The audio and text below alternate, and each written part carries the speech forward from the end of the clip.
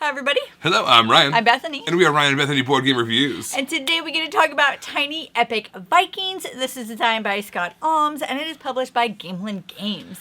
I have been working on my Viking beard specifically for this review. Yeah, for years. For years. I've been working on this beard just to make this. Yeah, who are we kidding, though? Ryan can do that in like 3 weeks. Like, if he shaved it, it would be like that. Yeah. I needed to have my kids braid it, and they have braided it before. It hurts. It hurts. They just pull on it. They're not gentle. If you've been following our channel for any amount of time, you know that we are big fans of the Tiny Epic series from Gameland Games. And this is the newest one. This is a 2023 release. And yeah, we are super excited about it. So yeah, basically you have this generations of Vikings that you're going through, and you are collecting all these different runes. Runes kind of run this whole game, right? That's where your victory points are going to come from. It's where your special actions are going to come from. Let me give you a quick overview of how to play. Alright, here is our setup for Tiny Epic Vikings. Every player is going to have their own player board. It's going to have kind of all the actions on there, as well as all of your different units that you're going to be able to put on the board. We're also going to track our resources down to the bottom of the board here. We have 3 kinds of resources. We've got 3 little tokens that are going to move up and down, showing how many you have of each resource.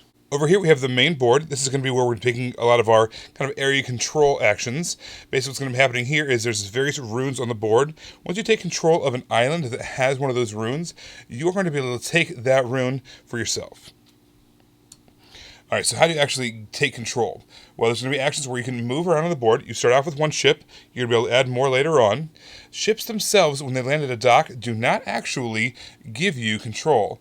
Even though they do give you some influence, they're going to give you 2 influence. You do need to have a majority of influence on that island, but also you need to have some boots on the ground. Meaning you actually need to have somebody on the island. So that's where those little Viking warriors are going to come in. You'd have at least one of those, or you need to have one of the temples. If you have one of those on the island, and you have the most control and the most influence, you are going to be able to earn that rune. Alright, so also we have our 3 gods over here.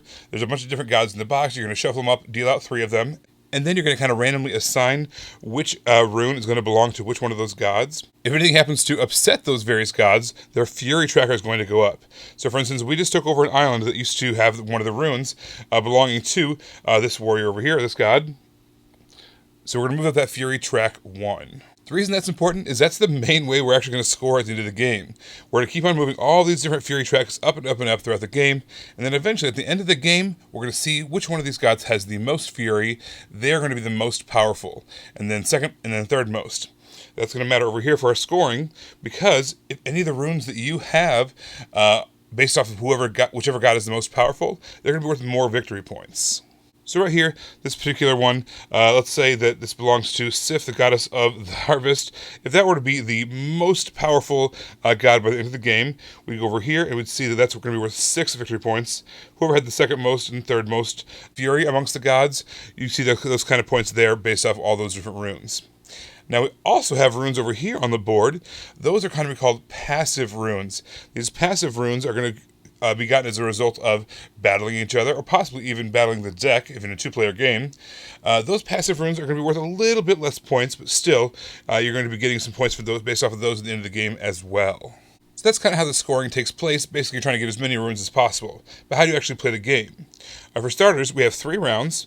The first round, we're going to get dealt 4 cards. The second round is 5. And the third round, you're going to get dealt 6 cards.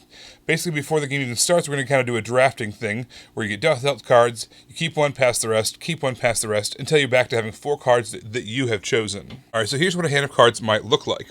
Basically, across the top there, we are going to have these various runes. These are actually considered active runes for the sake of during the game, but then at the end of each round, we're actually going to get rid of these cards, so these are not going to stick around until the end of the game. But why is that important? Well, because there's these various actions, and at the bottom, there's going to be a bonus action that you're able to take if you have previously played some of these other runes. So for instance, if we play this card early on, this is going to give us a build action, and then on top of that, if it says we have this F-looking rune over here, we'd be able to get some extra resources. Well, if this is the first card we played, we wouldn't have the F there. But now that we've played this, we might be able to play this card. This card is going to give us, 3 movement along the sea, but then also, because we have previously played one of those in runes, we'd be able to take that extra action over there. So that's kind of how that works. You want to kind of play them in such an order that you're going to be able to trigger these various abilities. So now these extra abilities across the bottom are going to be triggered because we have one of those sea-looking runes over there. And I'm sure those runes have some kind of a name. I just don't know what they are. Alright, so let's look at our various actions. We kind of talked a little bit about our build action already. When you take a build action, if you have enough wood, you're going to be able to either place a boat next to wherever you have a worker, or you can place one of your shrines there, again, where you have a worker. The cost of them is in the red boxes down below. They do get more expensive the more you build of them, and that's going to be how you do the build action. Alright, so the next action I want to talk about is sailing. If you have a sail action, that's going to tell you how much you can move. So on the board over here, there's various kind of lines, kind of little fairy lines. Basically, it's going to cost you 1 movement point to cross any of those lines. And then another one of those actions, if you ever want to dock. There's little docking points basically on either end of wherever those lines are. So if you wanted to dock over here, it would cost you a movement point. There's also all these little settlements on the board, these little wooden towns here. Whenever you land at one of those, you can choose to pillage that village. Based off of what round it is, you can pay resources, getting increasingly more expensive, in order to burn that village down. You need to take that little wooden piece and put it next to your board. And then what you can do later on is you can place it on top of one of these locations in order to take some extra actions. There's also that same symbol on each one of these mats. When you place it on one of these mats, what it does is it enrages that god by 2. So if you were to put this here, you'd move up 2 on that track. You might do that towards the end of the round or the end of the game in order to make sure that the cards that you have the most of, whatever runes you have the most of, that god is the most furious. There's also a harvest action over here. That symbol is also going to show up on some of these cards. Whenever you have a harvest action, you basically can take any one of the 3 resources based off the quantity that the card says. So if it says 2, you take any 2 resources you like. Now when you build things, let's say we built this out here. Underneath, you can see there's actually a little harvest symbol and a question mark right there symbol. So that means that once you do a harvest action after you've built one of these, you're going to get an additional resource, which is fantastic. Same thing over here with the boats. This is going to give you an extra food. Why is the food important? The food is actually how you're going to deploy your workers.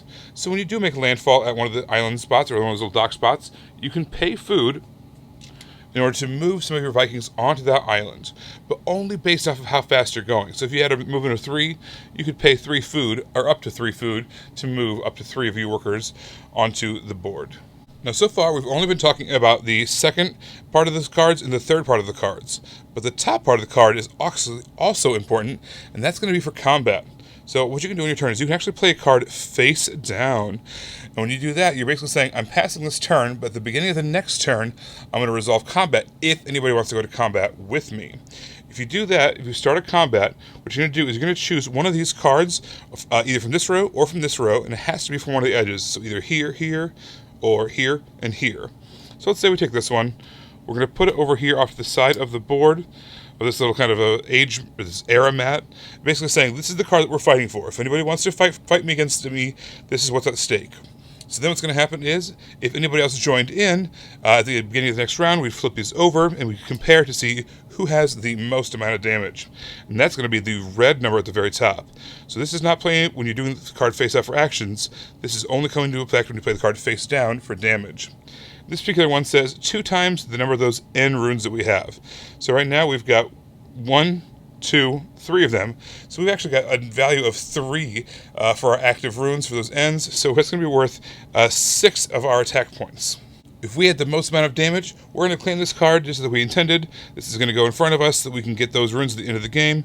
This is also going to give us a one-time benefit of some resources here at the bottom of the card. But let's say someone else played a higher card that had more damage than that, then basically we died, which is not a bad thing.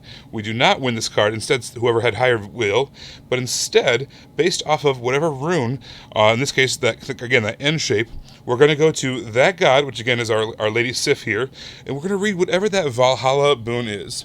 Of course, in the Viking culture, if you die in combat, that's not a bad thing. You're going to Valhalla. It's like the place where you want to be. That means you died in glorious combat or whatever. And then what you're going to do is you're going to read whatever that god's ability is, that Valhalla boon, and take that. In this case, hers says collect any 4 resources of your choice. So what you might want to do is you might actually want to put a character who's weak face down in hopes that you lose, so that you can get some kind of a cool ability. There are quite a few of those god cards, so before the game starts, make sure you read those so you kind of know what you're fighting for. And also, don't forget, this is the real prize, because this is where the victory points are. This is kind of the consolation prize, unless it's something you really, really need at the time in order to maybe build up towards something later on in the game. All right, so the first age, you're going to be drafting 4 cards. The second age, you're going to be drafting 5 cards. And the third and final age, you're going to be drafting 6 cards. All right, so after that third and final age, what you're going to do is you're going to get rid of all the cards that you've played, and then you're only going to have the cards that you've earned, as well as the runes that you currently have a hold of. And don't forget, they can switch allegiance based off of who takes over more control of those various islands. And then based off these cards and those runes, you are going to see which one of the gods has the most amount of fury, and then you're going to compare that to the list at the bottom here. The rune tokens are going to be worth 6, 5, and 4 points each, depending on the rage level, and then the card runes are going to be worth 5, 4, or 3, again, based off the rage level. You're going to count up all that, and whoever has the most points at the end of the game wins. I actually really liked the 2-player variant. So one of the things that it does is it has this AI that's you're passing cards in the beginning. And I like that because you're still able to see more cards as opposed to if it was just Ryan and I passing cards back and forth to each other. And it also pre-populates the board so you have something to work for instead of just having like stuff open-ended and you can go do whatever you want. So I really enjoyed the 2-player variant, which is always nice since the majority of the time that we play games, it's just the two of us. I like how the runes kind of were the main thing, those are the things that you were going for. I'm not a huge area control fan. It's like my favorite mechanism, and there was area control in this game, but it wasn't area control for area control's sake necessarily. You're either trying to gather resources, or you're trying to take a rune, or you're setting up some other things that way you could later on get a rune by way of battle. Going over here to this other area and doing a different kind of battle as opposed to on the board. I like that kind of thing. I like how the runes ran the thing. All the actions were kind of boosted up by having more runes, and also the victory points. All different kinds of runes give you victory points based off of how the god's fury level was, and how I guess angry or important that particular god was at the end of the game. So I like how that was the driving factor. That was the motivation of this game. I like when you go to war, you can strategically lose. I know there's multiple times that we both put somebody that wasn't very strong up there because we wanted to interact with the god board more than we actually wanted to win. One time, just one of the games we played, I remember I put like a 3 or 4 strength guy up there, and it was like a 5 strength guy got turned over because Ryan didn't fight me on it, and I was like, oh my gosh, that was way too close. I was trying to lose this one. But I think that's really cool that like even if you're trying for something and you can't get it because you do want those runes because they're the points at the end of the game, you're still able to manipulate. It's not like you've completely wasted your turn. So I like that A, you can strategically lose, and B, you haven't wasted your turn even if you were trying to get that rune card. All right, so in our box, at least as the deluxe edition, there was like a Shaman's mini expansion.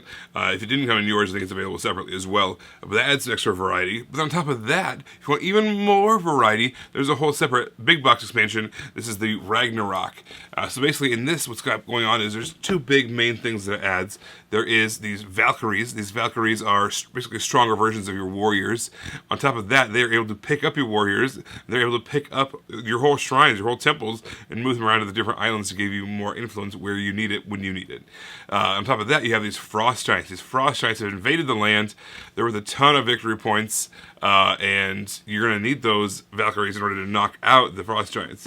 But of course, the Frost Giants are also going to kill a whole bunch of your little guys. They're going to be, rewarded in Valhalla for their sacrifice. So it's all good in the end. Yeah, except one of the nice things about this is it adds a ton of new cards in them. So if you are having trouble getting your guys out there, or you just don't want to get rid of all of your guys because you have a majority, there are like Frost Giant Killers cards that you can play as a way to like fill in one of those places, or there's even Valkyrie cards that you can play. So it helps you if you're having trouble getting that on the board, at least with the cards, and there's a lot of them, so the cards kind of help you with that as well.